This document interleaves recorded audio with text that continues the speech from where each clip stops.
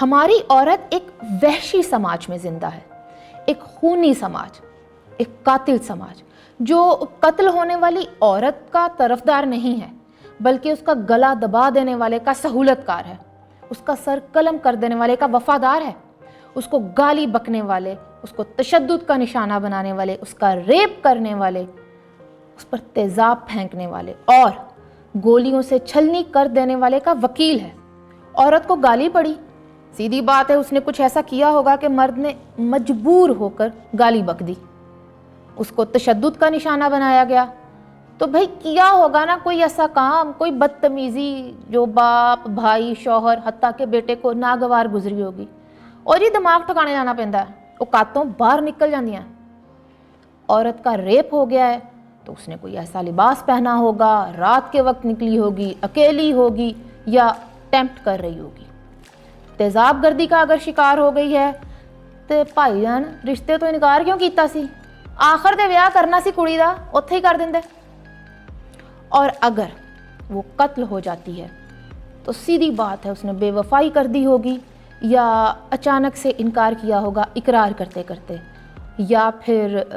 کسی خونی رشتے کی غیرت جاگ گئی ہوگی۔ یہ ہے ہمارا سماج، ہمارا خونی قاتل سماج، جس کے پاس سرٹیفکیٹ ہے اقدار کا، اور اس کے پاس کرائٹیریا ہے ان نام نہاد روایات کا جسے کبھی فیملی کے نام پر عورت کے خلاف استعمال کیا جاتا ہے اور کبھی کسی بلیف سسٹم کے بہانے۔ اس دفعہ بھی کیا آوازیں آ رہی ہیں ہمارے میڈیا سے، سوشل میڈیا سے، گھروں میں، گلیوں میں، بازاروں میں،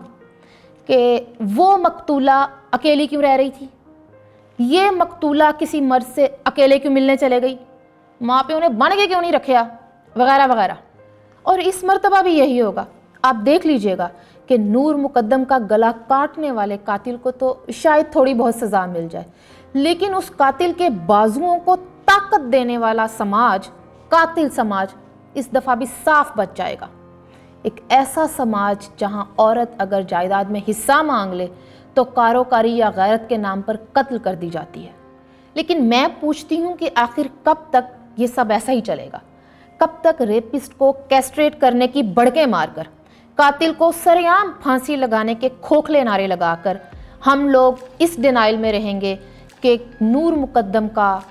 قرۃ العین بلوچ کا، سائمہ کا قاتل یہ پیٹریارکل سماج نہیں بلکہ کوئی باہر سے آنے والا ہے؟ میرے خیال میں ہمارا پدر سری نظام اب پہلے سے زیادہ شفاف اور زیادہ ڈھیٹ ہو چکا ہے۔ جہاں پہلے کبھی چولہے پھٹنے کو تو کبھی زچگی کے دوران پیچیدگی کو بہانہ بنا کر قتل کیا جاتا تھا، اب اس سماج کو ایسے بہانوں کی ضرورت نہیں رہی۔ اس بات کا اندازہ یوں لگایا جا سکتا ہے کہ women piece and security index میں پاکستان 167 ممالک کی فہرست میں 164ویں نمبر پر ہے۔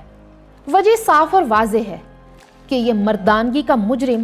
جان چکا ہے کہ نہ صرف یہ معاشرہ اس کے ساتھ ہے بلکہ یہ ادارے، یہ نظام، یہ میڈیا، یہ سوشل میڈیا سب اس کے ساتھ ہیں، جو نہ صرف عورت پر تشدد کو گلوریفائی کرتے ہیں بلکہ اس کے قتل کو جسٹیفائی کر لیتے ہیں، وکٹم بلیمنگ کرتے ہیں، وکٹم شیمنگ کرتے ہیں، اور تو اور متاثرہ فریق کی تصاویر کو مسلسل شیئر کیا جاتا ہے، وائرل کیا جاتا ہے مقتول کی ویڈیوز کو، مفتوح کے امیجز کو، اور یوں اس پر ظلم کرنے والے مجرم، ظالم اپنے مقصد میں کامیاب ہو جاتے ہیں۔ اور یوں ایک ریپ سروائیور کو یہ پیٹریارکل سماج بہت آسانی سے ٹھکرا دے گا۔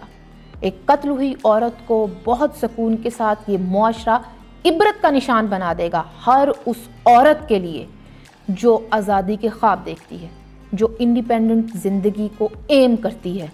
اور جو خود کو مردانگی کے اس گٹر سے نکالنے کی کوشش کرتی ہے۔ اور یہ تمام ایکسرسائز عورت کو ایک پیغام دینے کی ایفرٹ ہے کہ وہ اس پدر سری نظام کے چنگل سے نکلنے کے بارے میں سوچے بھی نہیں، ورنہ کوئی بھی غیرت مند مرد اس کو قتل کر سکتا ہے، اس کا ریپ کر سکتا ہے، اس کا سر کاٹ سکتا ہے، تیزاب پھینک کر اس کا چہرہ مسخ کر سکتا ہے، یعنی عورت ہونے کی سزا دے سکتا ہے۔ اور ہر ایسے غیرت مند مرد کا ہاتھ مضبوط کرنے کے لیے ہمارا سماج تو ہے ہی، جی ہمارا سماج، ہمارا قاتل سماج۔